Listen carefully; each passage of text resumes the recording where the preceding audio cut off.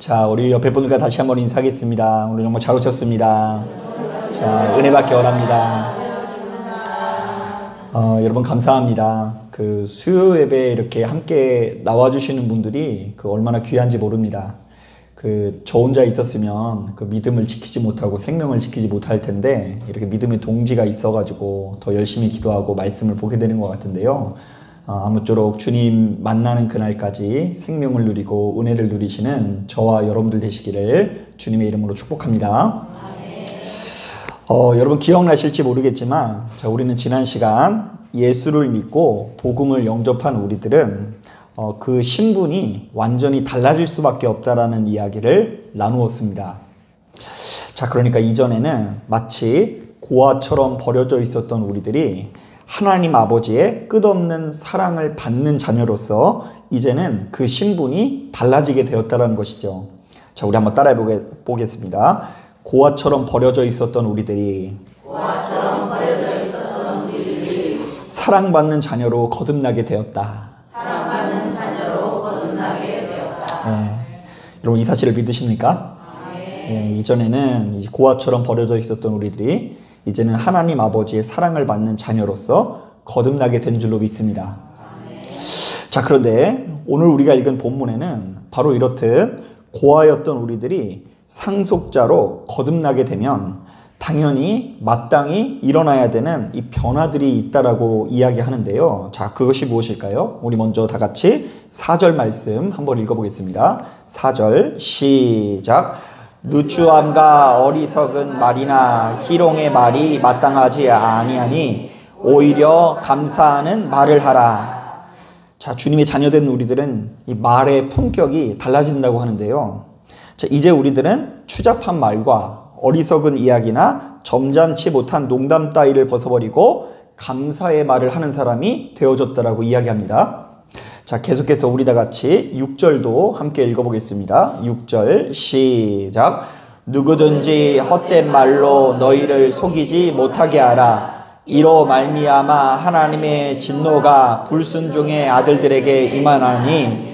자, 뭐라고 이야기합니까? 자, 말씀을 보니까 주님의 자녀된 우리들은 아무한테도 헛된 말로 속아 넘어가지 않는다라고 이야기하는데요. 자, 이른바 내 주변에 음행하는 사람이나 더러운 사람이나 탐욕을 부리는 사람이 있다고 할지라도 그들에 의해서 크게 현혹되지 않고 그들을 지배하는 삶을 살아가게 된다라고 이야기합니다. 그러니까 내 귀에 어떤 이야기가 들려오더라도 그것에 영향을 받지 않고 중심을 지킨다라는 이야기겠죠. 자, 공교롭게도 최근 들어 제가 민수기 말씀을 묵상하고 있는데요. 민수기는 제가 일전에 말씀드린 것처럼 하나님의 백성들이 이 세상에서 어떻게 하나님의 성전을 모시고 살아갈 수 있는가의 문제를 다루고 있다라고 말씀을 드린 적이 있습니다. 사실 민수기를 묵상해 보면 지금 이스라엘 백성들이 처한 상황이 생각보다 호락호락하지 않은데요. 자, 그들이 하나님의 부르심을 받고 약속의 땅으로 진군을 하고는 있으나 자, 바로 그 하나님께서 약속하신 땅에는 정말로 강력한 토착 세력들이 거하고 있었거든요. 자, 가나안 백성들은요, 저마다 이스라엘 백성들보다 기골이 강성하고 강력한 군사력을 가지고 있어서 그 땅을 정복하는 것은 정말로 쉬운 일이 아니었습니다. 자, 게다가 지금 이스라엘 백성들이 머물고 있는 광야는요, 별로 풍요로운 땅이 아니겠죠. 자, 풀 한 포기도 나지 않는 이 절망의 땅에서 이스라엘 백성들은 늘상 생존의 위협을 맞이하고 있습니다. 자, 바로 이런 상황 속에서 이스라엘 백성들은 하나님께서 베풀어 주신 은혜와 약속을 어떻게 실현해 나갈 수 있을까? 자, 그들은 가나안 백성들의 강력한 저항을 맞이할 때에 그 땅을 어떻게 정복할 수 있을까요? 또한 이스라엘 백성들 안에 이미 너무나 많은 욕망과 이해관계가 서로 얽혀 있고 중첩되어 있는데 이 모순덩어리와 같은 세상에서 이스라엘 백성들은 과연 그들의 거룩함을 어떻게 지켜나갈 수 있을까요? 자, 바로 이것이 민수기가 증언하는 핵심 과제인데요. 자, 그러나 안타깝게도 우리가 다 알고 있는 것처럼 이스라엘 백성들의 사역은 철저히 실패하게 되는데요. 자, 이른바 그들은 그들 안에 있는 하나님의 성전, 거룩함을 좀처럼 지켜내지 못하고요. 자, 온 열방을 하나님의 성전으로 거룩하게 변화시켜야 하는 제사장 민족의 사명을 끝까지 감당해내지 못할 뿐더러 도리어 가나안 사람들이 가지고 있는 그 풍요로움을 더욱 탐내면서 그들이 가지고 있는 헛되고 악한 문화를 따라가는 모습을 보이게 됩니다. 자, 그런데 흥미롭게도 성경은 바로 이렇듯 타락한 이스라엘의 모습을 묘사하면서 시종일관 그들의 어떤 모습을 고발하고 있는지 아세요? 한번 들어보세요. 자, 민수기 11장 1절. 여호와께서 들으시기에 백성이 악한 말로 원망하매 여호와께서 들으시고 진노하사 여호와의 불을 그들 중에 붙여서 진영 끝에 사르게 하시매. 자, 여호와께서 들으셨을 때 백성들이 입술로 무엇을 이야기했다고요?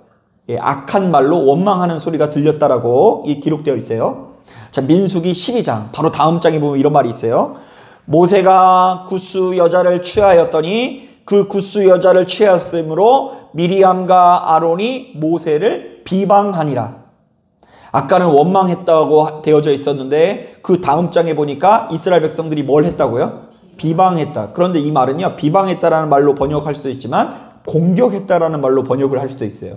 하나님을 믿는 백성들끼리 서로 생명을 잃어버리니까 제일 먼저 입술이 타락하게 돼서 서로 공격했다.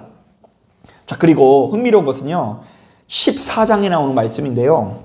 거기 보면 이스라엘 백성들이 가나안 땅을 정탐하고 온 이 정탐꾼들의 말을 듣고 크게 격동하는 장면이 담겨져 있어요. 자, 그 가나안 땅에 있는 사람들이 좀 싸움을 잘한다 그러면 괜찮아. 우리는 누구와 동행한다고요? 하나님과 동행하니 얼마든지 이길 수 있어. 이렇게 이야기하면 되잖아요. 그런데 그들이 어떤 태도를 보이는지 들어보세요. 이스라엘 자손이 다 모세와 아론을 원망하며 온 회중이 그들에게 이르되 우리가 애굽 땅에서 죽었거나 이 땅에서 죽었으면 좋았을 것을 어찌하여 여호와가 우리를 그 땅으로 인도하여 칼에 쓰러지게 하려 하는가? 우리 처자가 사로잡히리니 애굽으로 돌아가는 것이 낫지 아니하랴. 자, 그러니까 성경에 의하면 이스라엘 백성들이 생명을 잃어버리니까 제일 먼저 그들의 입술에서 불평과 원망과 비방하는 언어가 나오고요. 또한 타인의 말에 의해서 크게 동요돼서 좌우로 요동치는 겸손한 모습이 나타나게 돼요. 여러분, 따지고 보면 이스라엘 백성들은 지금 그 가나안에 살고 있는 사람들을 본 적이 있어요, 없어요? 없잖아요. 다 전해 들은 얘기잖아요. 자, 그런데 그들이 잘 산다고 하니까, 그들이 힘이 세다고 하니까, 키가 크다고 하니까 막상 싸워보기도 전에 모든 것을 잃어버리고 그 모든 의지를 잃어버리고 하나님께서 왜 여기를 왜 인도하셨냐는 둥, 그리고 내가 차라리 저기서 죽었으면 좋았을 것을, 광야에서 죽었으면 좋았을 것을 왜 우리가 열 모양 요꼴인지 모른다고 하면서 그 입술로 별로 좋지 못한 열매를 맺게 됩니다. 자, 그래서 민수기 14장 28절을 보니까 하나님께서 이렇게 구구절절 악하게 원망하고 비방하고 불평하고 중심을 지키지 못하는 이스라엘 백성들에게 너무나 무서운 판결을 내리게 되는데요. 한번 따라해 보겠습니다. 너희 말이 내 귀에 들린 대로 내가 너희에게 행하겠다. 이 말은 무슨 말이에요? 차라리 광야에서 죽었으면 좋았을 것을 이렇게 원망하는 이스라엘 백성들에게 너희가 말한 대로 광야에서 돌아가시는 축복을 내려주겠다. 이게 축복은 아니죠. 네가 그렇게 원했으니까, 네가 그렇게 원했다고 한다면 너를 복 없는 인생으로 만들어주겠다라고 판결하십니다. 자, 그런데 바로 이것은 오늘날 우리들에게도 동일하게 적용시킬 수 있는 문제인데요. 사실 우리들도 역시 주님의 부르심을 받고 그분의 자녀로 거듭나게 되었죠. 자, 그렇다고 한다면 이제 우리들도 더 이상 고아가 아니니까, 이제 우리도 더 이상 그 애굽에서 종노릇하는 존재가 아니라 상속자니까 주님의 자녀로서 정말로 새로운 사명과 의무가 주어지게 된 것입니다.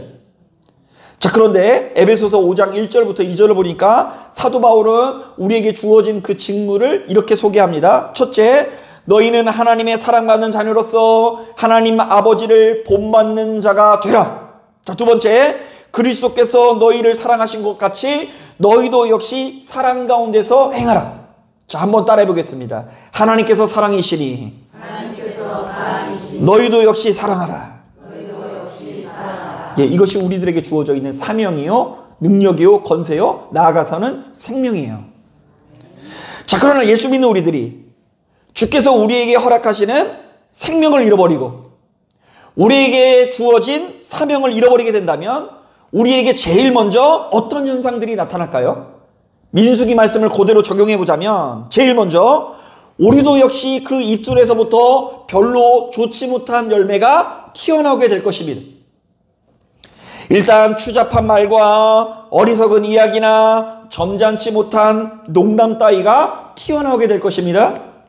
또한 자신의 중심을 지키지 못하고 주변 사람들의 말에 의해서 미혹을 받아 그야말로 좌우로 요동치는 삶을 살아갈 수밖에 없다라는 것입니다. 자, 특별히 저는 이런 말씀이 나올 때마다 시편 1편 말씀이 떠오르는데요. 거기 보면 복 있는 사람에 대해서 이야기하잖아요.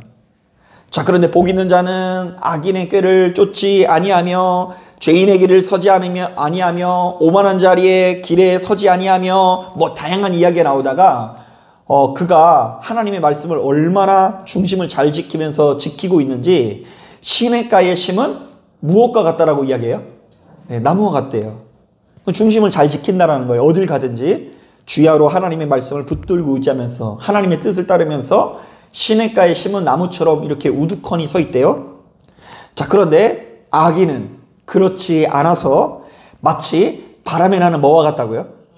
겨와 같다. 자, 그러니까 하나님께서 아무리 복을 주셔도 그 중심을 지키지 못하고 사방으로 날아다니는 수시로 망하는 길로 갈 수밖에 없는 아주 가벼운 상태에 이르게 된다라고 우리에게 경고합니다. 자, 사랑하는 여러분, 예수 믿는 우리들은 말을 지배하는 인생이 되어야 하는데요. 자, 이것은 1차적으로 내가 예수를 믿기 때문에 내 입에서 나오는 이 말이 내가 믿고 의지하는 예수님의 속성과 일치해야 된다는 의미이고요. 또한 내 귀에 들리는 말을 다스릴 수 있어야 한다는 것인데요. 왜냐하면 우리들의 입술은 결국 우리의 마음과 연결되어 있어서 이른바 우리의 입술에서 나오는 말이 사실은 우리의 마음의 방향을 반영하고 있기 때문인 것입니다. 실제로 마태복음 15장을 보니까 우리 주님께서도 이렇게 말씀하십니다. 입에서 나오는 것들은 마음에서 나오나니 이것이야말로 사람을 더럽게 하느니라. 한번 따라해 보겠습니다. 말의 방향이 마음의 방향을 반영한다. 자, 일전에 그렇게 함께하던 목사님이 참 재미난 이야기를 해주셨는데요. 자, 이분은 그야말로 일평생 금지옥엽 키워오던 딸이 있었는데요. 자, 이 딸이 정말로 공부를 얼마나 열심히 성실하게 잘 하는지 이 목사님의 이 자랑거리였다고 합니다. 자, 그런데 이 딸이 그렇게 성실히 열심히 일해서 좋은 대학에 가더니 좋은 직장에 또 다니다가 갑자기 모 청년과 뜨거운 사랑에 빠져가지고 연애를 시작하게 됩니다. 자, 그랬더니 이놈의 딸이, 그렇게 귀한 딸이 입만 열면 누구 이야기를 했을까요? 모르시는 분은 우리 장로님한테 물어보세요. 이놈의 딸이 그 입만 열면 뭐 다른 이야기 하는 게 아니라 그냥 아빠 얼굴만 봤다 하면 자신과 교제하는 오빠 이야기만 하고, 또한 더 나아가서 아빠 말은 무슨 지독히도 안 되고 아빠 말은 사사건건 무시만 했던 딸이 그 뭐 얼마 나이도 먹지 않은 그 오빠가 하는 말에는 아주 철저하게 막 하늘같이 순종하더랍니다. 그래서 너 왜 그렇게 그래? 이러면은 우리 오빠가 그랬대요. 우리 오빠가 그래라고 했다라는 것입니다. 자, 그래서 목사님께서 딸 때문에 약간 섭섭함이 마음이 들어서, 얘가 그럴 때가 되긴 됐는데 섭섭함이 마음이 들어서, 아니 이놈의 딸이 해도 너무 한다라는 이야기를 들은 적이 있어요. 자, 그런데 엄연히 따졌을 때 바로 이 목사님의 딸의 입장에서 오빠 이야기가 그 입술에서 떠나지 않고 자신이 교제하는 이 오빠 이야기에만 이 순종하는 이유는 목사님의 딸의 마음에 누가 있기 때문일까요? 목사님의 딸의 마음에? 예, 그 오빠. 그 오빠가 있기 때문이에요. 그러니까 오빠가 말하는 말만 듣고 그 오빠에 관한 이야기가 입 밖으로 나오고 있는 것이죠. 근데 어디서 보니까 이 결혼한 자녀가 그 결혼 생활에 위기를 겪고 있다라는 가장 강력한 징후가 뭐냐면 결혼을 했는데 집에서 안 따르는 거라고 하더라고요. 평상시보다 연락이 더 많이 오는 거. 그 뭔가 문제가 있다라는 거래요. 결혼을 했으면 떠나야 되는데 결혼을 한 딸이 자꾸 아들이 평상시보다 더 많이 연락을 해온다. 그리고 자꾸 지네 집에서 안 자고 우리 집에서 잔다. 이거는 뭔가 문제가 있는 거니까 좀 그것이 기독거리라는 이야기를 듣기도 했습니다. 자, 그런가 하면요, 우리 인간이 얼마나 연약한지 제가 이런 예화가 또 떠오르더라고요. 자, 일평생 종말론적인 신앙을 가지고 아주 엄격하게 설교해 오신 한 목사님이 계십니다. 자, 이 목사님은 이제 주님이 오실 날이 얼마 남지 않았으니 우리가 어떤 경우에도 세상 욕심을 부리지 말고 주님께서 부르시면 당장에 떠날 준비를 해야 된다라고 가르치시는 분이었습니다. 그래서 실제로 그분은 이제 나는 돈이든 직장이든 건강이든 다 별거 아니니 주님께 부르심을 받은 자로서 사명이 가장 소중하다라고 말씀하시면서 자기는 이 세상에 미련이 하나도 없고 언제든 주님께서 부르시면 이제 빨리 하늘나라로 가서 주님과 더불어 왕처럼 살고 싶다라는 고백을 이렇게 남기셨다고 합니다. 여러분, 우리 주변에 이런 분들이 있으면 어떨 것 같아요? 참 존경스러운 마음이 들 것 같죠? 자, 그런데 일평생 이렇게 가르치던 목사님이 막상 암에 걸리게 되자 병원에 있는 이 치료란 치료는 다 받으시기도 하고요. 그리고 빨리 가시면 되는데 자신의 건강에 지나치게 집착하는 모습을 보였다고 합니다. 자, 그랬더니 신기하게도요, 강대상에 올라갈 때마다 이전에는 주님께 맡기고 떠나십시오 이랬는데 그 입술에서 자꾸만 처음부터 끝까지 건강 이야기가 나오더랍니다. 자, 그 모습을 보고 많은 분들이 상심한 마음을 가졌으나 엄연히 따졌을 때 우리 인간은 그럴 수밖에 없어요. 자, 그분에게 믿음이 없는 게 아닐 거라고 저는 믿습니다. 자, 그러니까 나의 뇌리에 종말론적인 신앙이 아무리 가득할지라도 지금 당장에 내 마음에 주입되고 있는 것, 즉 내 마음이 가리키고 있는 것이 나의 입술로 나올 수밖에 없다는 것이죠. 왜냐하면 말의 방향은 마음의 방향을 반영하기 때문에 우리의 중심에 있는 것이 언제든 그렇게 튀어나올 수밖에 없는 것입니다. 자, 이것은 저도 역시 마찬가지예요. 제가 어느 날 강대상에 올라서 자꾸 프로야구 얘기한다. 그러면 목사님 지금 뭐 많이 보고 있다는 얘기예요?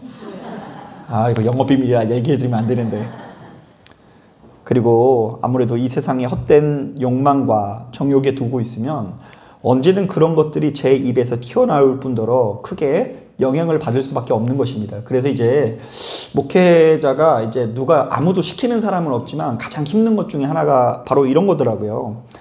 강단에 서는 목사로서 제 마음을 지켜야 되고, 제 마음을 지킬 때에 전하는 말이든 들려오는 말이든 선하고 아름다운 영향력이 나가게 되는 것 같습니다. 자, 사랑하는 여러분, 인간은 그 누구도 하나님 앞에 영원히 흔들리지 않고 완전할 수 없다는 것을 기억하십시오. 자, 여러분 다시 한번, 너무 중요한 말이니까 다시 한번 해볼게요. 인간은 누구도 하나님 앞에서 영원히 흔들리지 않고 완전할 수 없다는 것을 기억하십시오. 자, 우리는 수시로 오염될 수도 있고요, 수시로 타락할 수도 있고요, 수시로 잘못된 길로 갈 수도 있다는 가능성을 열어두면서 신앙생활을 해야 돼요. 오히려 그것을 인정할 때 우리가 깨어있는 삶을 살아갈 수 있는 것입니다. 자, 그렇기 때문에 이런 관점에서 예수 믿는 우리들이 매사에 입만 열면 자기 자신을 지나치게 아름답게만 여기고 의롭게만 여기고 매력적으로만 여기고 괜찮은 사람으로만 여기는 것은 믿음 안에서는 그렇게 올바른 태도가 아닙니다. 그거 자기 자신을 잘못 알고 있는 거예요. 도리어 우리들은 바로 이렇게 고백할 수 있어야 합니다. 한번 따라해 보겠습니다. 나는 지금껏 충분히 방황하며 살았다. 나는 지금껏 그렇게 아름답게 살지 않았다. 나는 지금껏 충분히 방황하며 살았다. 하나님께 의롭게 살아본 적이 별로 없다. 지금껏. 그럼 지금은 어떨까요? 한번 따라해 보겠습니다. 나는 지금도 바람에 나는 겨와 같은 모습이다. 네, 이거 인정하셔야 돼요. 나는 하나님 앞에 안 흔들리는 사람이 아니다. 나는 너무나 많이 흔들렸을 뿐만 아니라 지금도 역시 바람에 나오는 겨와 같은 모습일 수 있다. 자, 그러므로 나는 하나님의 은혜에 붙들려야 한다. 이게 신앙이에요. 자, 오늘 말씀 보니까 그래서인지 거듭해서 우리의 입에서 나오는 말이야말로 우리의 영적인 상태를 반영하는 가장 중요한 척도가 된다라고 증언하면서 바로 이것을 보고 깨어있으라고 경고하는 것입니다. 결국 내 마음에 있는 것이 나의 입술로 나오는데 지금 나의 입에서는 무엇이 나오고 있을까? 만약 겉으로는 예수를 믿노라 하면서 나의 몸은 이 교회에 나오지만 나의 입술에서 매번 추잡한 말과 어리석은 이야기나 점잖지 못한 농담만 나오고 있다고 한다면 지금 내 자신의 상태가 별로 좋지 못하다라는 것을 깨닫고 생명을 누리기 위해서 더 깊은 노력을 해야 합니다. 특히 이제 남자분들 같은 경우도 이 사회에서 그런 걸 조심하셔야 돼요. 지금 내가 어울리는 그 모임이 건강한 모임인지 제일 먼저 알 수 있는 게 뭐라고요? 우리의 입술이에요. 말. 그런 모임에 자꾸 어울리다 보면 말이 거칠어진다니까요. 이상한 말, 농담들이 계속 나오면서도 그것이 어색하지 않게 되는 거, 그것이 이상하지 않게 되는 거, 그것이 타락의 증표일 수 있는 거예요. 또한 우리들은 마음이 담긴 누구의 말이 내게 전해졌을 때 나는 그 말 앞에서 어떤 태도를 보이는가를 돌아볼 수 있어야 돼요. 자, 나는 말을 지배하는 자인가? 아니면 말에 의해서 놀아나는 자인가? 그래서 제가 늘상 하는 얘기가 그런 거잖아요. 여러분 혹시 주변에 누가 찾아와서 야, 이거 아무도 모르는 건데 너만 알고 있어? 그거 나만 아는 것 같아요? 아니면 다 아는 것 같아요? 다 알고 있어요. 그때 들어갔으면 다 늦었어요. 뭐든지. 의심하라는 거예요. 의심. 뭐가 좋다라는 거, 뭐가 보암직하고 먹음직하다라는 거, 바로 그런 소리를 들었을 때 마음이 지나치게 격동되고 있다고 한다면 그거 대개가 망하는 길일 수 있어요. 우리는 그것이 하나님의 인도하심으로 믿고 싶지만 안타깝게도 그것은 우리가 보고 싶은 대로 보고 믿고 싶은 대로 믿는 어리석은 본성의 작용일 수 있다는 것을 아셔야 돼요. 그래서 어쨌든 내가 말을 지배하지 못하고 그 말에 의해서 놀아나고 있다고 한다면 지금 내 자신의 상태가 별로 좋지 못하다는 것을 알고 생명을 누리기 위해서 더 깊은 노력을 해야 되는 것입니다. 여러분, 신앙은 말을 지배하는 것입니다. 돌아보시길 바랍니다. 그 말을 통해서 자신의 상태를 살펴보시길 바랍니다. 자, 그런데 정말로 우리가 예수를 믿노라 하면서 자신의 말도 살피지 않고 마음을 살피지 않는 것만큼 어리석은 일이 없습니다. 자, 그런 사람들은요, 굳이 기도할 필요가 없겠죠. 어차피 신앙생활이라는 것은 교회 가서 출석부를 찍는 것이고, 어차피 신앙생활이라는 것은 목사님께 다 맡겨서 목사님이 전하는 말씀을 듣는 것뿐이지 나는 아무것도 할 게 없는 사람은 기도할 필요가 없는 거예요. 자, 그런데 내가 지금 너무 어리석어서 일평생 하나님께서 주신 기회들을 다 놓치게 됐어요. 깨트리게 됐어요. 그래서 불구덩이 한복판에 있으면서도 불구하고 지금 자기 자신을 제대로 알지 못하고 처방을 잘못하고 있는 것은 아닌지 돌아볼 수 있어야 돼요. 기도는 바로 그렇게 여러분들의 말을 돌아보고 마음을 돌아볼 수 있는 가장 존귀한 도구가 됩니다. 그래서 기도하는 사람 치고 사실은 말이 달라지지 않는 사람이 없고요. 기도하는 사람 치고 마음이 달라지지 않는 사람이 없습니다. 그런데 만약 우리가 기도를 하고 있음에도 불구하고 말과 마음이 바뀌지 않는다고 한다면 그 기도는 뭔가 잘못된 기도일 것입니다. 아무쪼록 여러분, 바로 이러한 음성에 귀를 기울이시고 시간이 흐르면 흐를수록 징그럽게 안 변하는 내 자신의 본성을 거슬러서 그런 나를 믿지 마세요. 나를 매력적인 사람으로 포장하시면 안 돼요. 지금껏 나는 실패했고, 지금도 나는 잘못된 길로 가고 있고, 어쩌면 앞으로도 나는 바람에 나는 겨와 같이 정말로 사방을 요동하는 삶을 살아가고 있을 텐데, 하루라도 그런 내 자신의 모습을 발견하시고 특별히 말의 속성을 분별하셔서 주 안에서 더욱 성숙한 인격을 소유하시는 저와 여러분들이 되시기를 주님의 이름으로 축원합니다. 아멘. 자, 기도하겠습니다.